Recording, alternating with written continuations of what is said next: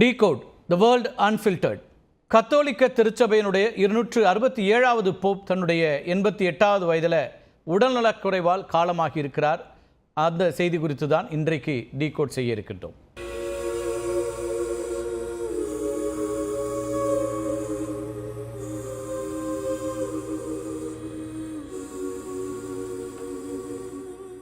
Cari fratelli e sorelle, buona Pasqua.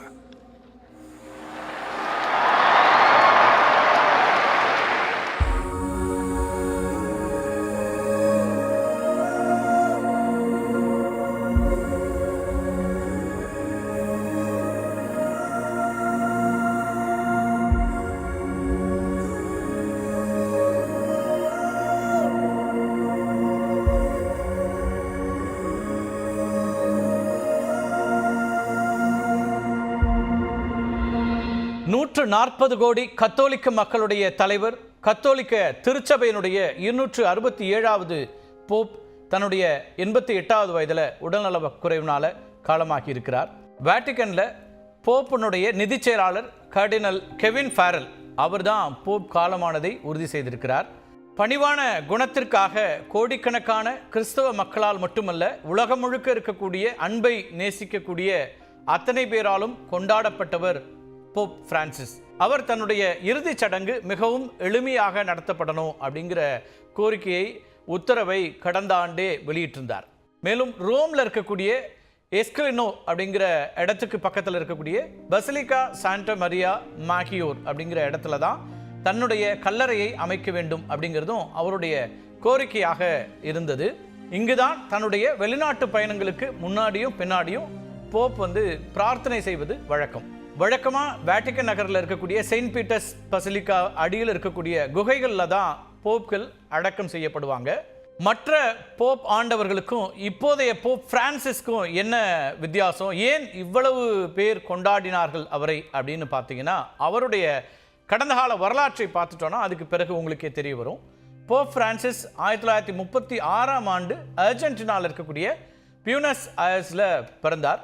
2013ஆம் ஆண்டு கத்தோலிக்க திருச்சபையினுடைய தலைவராக பொறுப்பேற்கிறார். தென் அமெரிக்காவிலிருந்து தேர்வு செய்யப்பட்ட முதல் போப் இவர்தான். தான் போப்பாக தேர்வு செய்யப்பட்டவுடன் அவர் செய்த முதல் விஷயம் என்னன்னு தெரியுமா? போப்களுக்காக பிரத்யேகமாக ஒதுக்கப்படக்கூடிய காரை தவிர்த்துட்டார். பேருந்தில் தான் பயணித்தார். அதுக்கு முன்னதாக தான் தங்கியிருந்த விடுதிக்கு கட்டணத்தை கட்டிட்டு அதுக்கு பிறகுதான் வேட்டிகனுடைய விருந்தினர் அறைக்கு போகிறாரு. ஆடம்பரமான போப்பாண்டவருக்கான குடியிருப்புகளையும் கூட வாழ்நாள் முழுக்க தவிர்த்து வந்தவர் போப் பிரான்சிஸ். தான் வசிக்கக்கூடிய இடம், பயணிக்கும் ஊர்திகள், உடுத்தும் உடை அப்படின்னு எல்லாவற்றிலும் எளிமையை கடைபிடித்தவர் போப் பிரான்சிஸ். போப்பாக பொறுப்பேற்ற முதல் நாளில் செய்தியாளர் சந்திப்பில் அவர் என்ன சொன்னார் தெரியுமா? ஏழை தேவாலயம், ஏழைகளுக்கான தேவாலயமே எனது விருப்பம் அப்படின்னு குறிப்பிட்டார். ஏழைகள், புலம்பெயர்ந்தோர், சூழலியல் பாதுகாப்பு, பாலின சமத்துவம் போன்ற பல்வேறு தளங்களில் அதிக கவனம் செலுத்தியவர் போப் பிரான்சிஸ். பொதுவாக ஆன்மீக ரீதியாக மட்டுமே இருக்கக்கூடிய போப்புகள் மத்தியில் இவர் தனித்துவமாக விளங்கினார் அப்படிங்கிறத நம்ம புரிஞ்சுக்க முடியும். கட்டுப்பாடற்ற முதலாளித்துவம் அப்படிங்கிறத பிசாசின் சாணம் அப்படின்னு கடுமையாக விமர்சனம் பண்ணார் போப் பிரான்சிஸ். அமெரிக்கா உள்ளிட்ட முதலாளித்துவ நாடுகளை கடுமையாக எதிர்த்தவர், விமர்சித்தவர். போப்பாக தேர்வு செய்யப்பட்ட 2 ஆண்டுகளுக்கு பின்னர் 180 பக்கங்களை கொண்ட சுற்றுச்சூழல் தொடர்பான அறிக்கையையும் வெளியிட்டிருந்தார். அதில் சுற்றுச்சூழலை கடுமையாக சீர்குலைக்கக்கூடிய வளர்ந்த நாடுகள் ஏழை நாடுகளுக்கு அபராதம் கட்ட வேண்டும் அப்படிங்கிறது அவருடைய முக்கியமான வலியுறுத்தலாக இருந்தது. அகதிகள் குறித்த அக்கறையோடும் இருந்தவர் போப் பிரான்சிஸ்.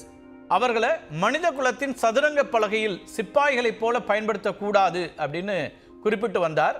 வேட்டிகன்ல 12 சிரியா நாட்டை சார்ந்த அகதிகளுக்கு புகலிடமும் கொடுத்து வந்தார். இவையெல்லாம் அவரை பற்றிய நினைவு கூறுதலில் மிக முக்கியமாக பார்க்கப்படக்கூடிய ஒன்றாக மாறுகிறது. சிறை கைதிகள், நவீன காலத்தின் அடிமைகள், மனித கடத்தலால் பாதிக்கப்பட்டவர்கள் அப்படின்னு அனைவருக்குமான ஆதரவு குரலை எழுப்பி வந்தவர் போப் பிரான்சிஸ். 2023ஆம் ஆண்டு அக்டோபர் மாதம் முதல் காசால உள்ள ஹோலி ஃபேமிலிங்கிற தேவாலயத்திற்கு இரவு 9 மணிக்கு தொலைபேசியில் அழைப்பதை வழக்கமாக கொண்டிருந்தார்.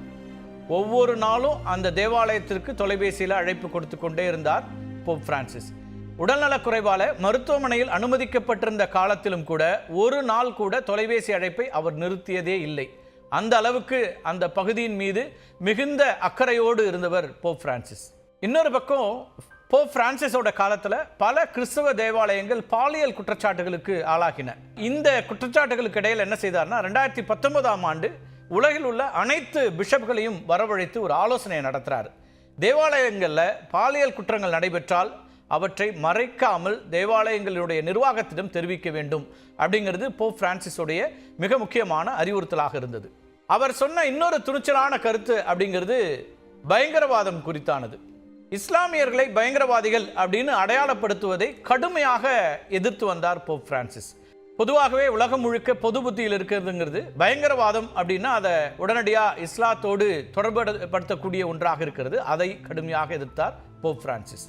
எல்லா மதங்களிலும் அடிப்படைவாதம் இருக்கிறது அப்படின்னும் இதற்கு கிறிஸ்தவ மதமும் கூட விதிவிலக்கல்ல அப்படின்னு அழுத்தமாக கூறியவர் போப் பிரான்சிஸ். ஒரு முறை தன்பாலின பாதிரியார்கள் குறித்து செய்தியாளர்கள் கேள்வி எழுப்பிய போது அவர்கள் குறித்து தீர்ப்பளிக்க நான் யார் அப்படின்னு எதிர்கேள்வியை எழுப்பியவர். ஆனாலும் திருமணம், கருத்தடை, கருக்கலைப்பு உள்ளிட்ட விவகாரங்களில் ஆதி காலத்தின் கிறிஸ்தவ நம்பிக்கைகளையே கடைபிடிக்க வேண்டும் அப்படின்னும் குறிப்பிட்டு வந்தார்.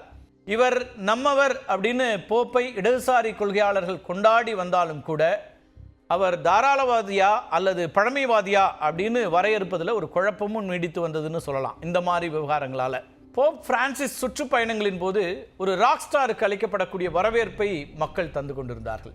போப்பை காண லட்சக்கணக்கான மக்கள் வழிநடுகளும் காத்திருப்பாங்க. இதெல்லாம் நம்ம பார்த்துருக்கிறோம்.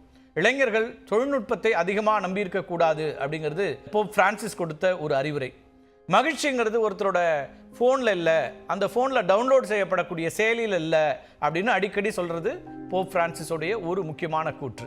போப் பிரான்சிஸ்க்கு என்ன ஆனது, ஏன் அவர் உடல்நலக்குறைவுக்கு உள்ளானார் அப்படிங்கிற கேள்விகள் உங்களுக்கு எழலாம். அவருக்கு 14 வயது இருந்தபோதே தொற்று காரணமாக ஒரு நுரையீரல் அகற்றப்பட்டு விட்டது. 2021ஆம் ஆண்டு அறுவை சிகிச்சையின் மூலம் அவருடைய பெருங்குடல் 13 இன்ச் அளவுக்கு அகற்றப்பட்டது. 2022ஆம் ஆண்டு பெருங்குடலில் அறுவை சிகிச்சை செய்யப்பட்டது. நிமோனியா காரணமாக மருத்துவமனையில் அனுமதிக்கப்பட்டு 38 நாட்களுக்கு பிறகு இல்லம் திரும்பி ஓய்வெடுத்து வந்த போப் வாட்டிகனில் ஈஸ்டர் வழிபாடுகளிலும் கலந்து கொண்டார். நேற்றைய தினம்தான் இந்தியாவில் ஈஸ்டர் கொண்டாடப்பட்டது. நேற்றைய ஞாயிற்றுக்கிழமை ஈஸ்டர் வழிபாடு அப்படிங்கிறது உங்க எல்லோருக்கும் தெரியும். அப்போதும் கூட காசா மக்களை நினைவு கூர்ந்த போப் சக மனிதனை கொன்று குவிக்க ஏன் இவ்வளவு தாகம் என கேள்வி எழுப்பியிருந்தார். போப் இறந்து விட்டார் அப்படின்னு அதிகாரப்பூர்வமாக அறிவிக்கப்பட்டு விட்டது. அடுத்தது என்ன நடக்கும் அப்படிங்கிற கேள்வி எல்லோருக்குமே எழும். வாட்டிகன்ல காமர்லெங்கா, அதாவது போப்பனுடைய நிதிச் செயலாளர் கார்டினல் கெவின் சொன்ன இல்லையா, அவர் என்ன பண்ணியிருக்காருன்னா, வழக்கம் இதுதான், அவர் என்ன செய்வார்னா போப் இறந்துட்டார்னு சொன்ன பிறகு இந்த நிதிச் செயலாளர் தான் போப்பை பார்த்து ஞானஸ்தான பேர் இருக்கு இல்லையா, இப்போ பிரான்சிஸ்ங்கிறது அவருடைய ஞானஸ்தான பேர், 3 முறை அழைப்பார். 3 முறையும் பதில் இல்லை அப்படிங்கும்போது தான் போப் மறைந்து விட்டார் அப்படிங்கிறத உலகுக்கு அறிவிப்பார். அப்படிதான் இன்றைக்கும் அறிவிக்கப்பட்டிருக்கிறது. இது ஒரு வழக்கம். 1963ஆம் ஆண்டு வரை போப்போடைய நெற்றியில் வெள்ளி சுத்தியால் அடித்து இறப்புங்கிறது உறுதி செய்யப்படும். அதாவது அடிக்கிறதுனா வேகமாக அடிக்க மாட்டாங்க, டேப் பண்ணுவாங்க அதை வச்சு. இப்போ என்ன நடைமுறை இருக்குது அப்படின்னா, போப்பினுடைய மோதிரமும் அவர் பயன்படுத்தி வந்த சீல் இருக்கு இல்லையா, அந்த பிரத்யேக சீலும் சுத்தியலால் உடைக்கப்படும். இது போப்புடைய காலம் நிறைவடைந்து விட்டது அப்படிங்கிறத குறிப்பதற்கான ஒரு அடையாளம். அதே போல் போப் வசித்து வந்த தனிப்பட்ட அறைக்கு சீல் வைக்கப்படும். கத்தோலிக்க திருச்சபையினுடைய நிர்வாகம் தற்காலிகமாக கர்டினால்களுடைய கட்டுப்பாட்டிற்கு வரும். வாட்டிகன் தேவாலயம் 9 நாள் துக்கம் அனுசரிக்கும். இதற்கு நோவென்டியல் அப்படின்னு பேர். இந்த 9 நாள்களும் போப்பினுடைய உடலுக்கு மக்கள் இறுதி மரியாதை செலுத்துவாங்க. இதற்காக வாட்டிகனில் சென்ட் பீட்டர்ஸ் பசிலிக்கா தேவாலயத்தில் அவருடைய உடல் வைக்கப்பட்டிருக்கும்.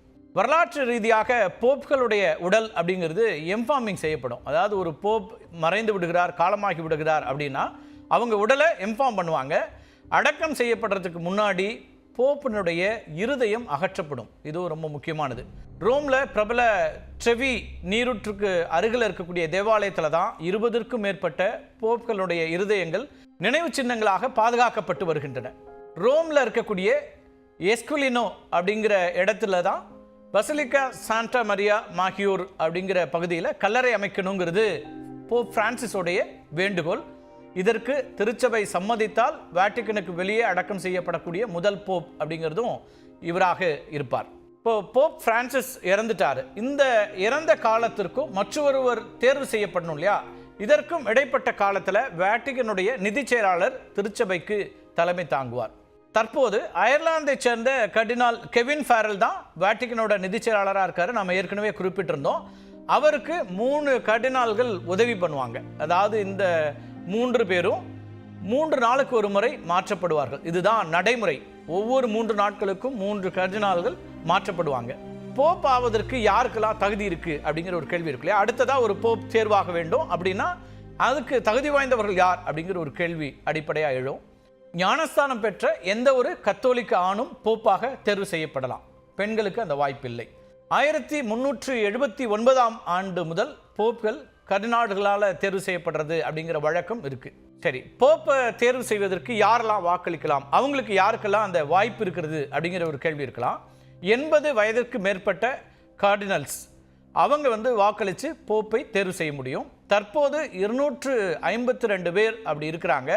ஆனால் அதில் வாக்களிக்க தகுதியானவர்கள் அப்படின்னு பார்த்தீங்கன்னா 138 பேர் தான்.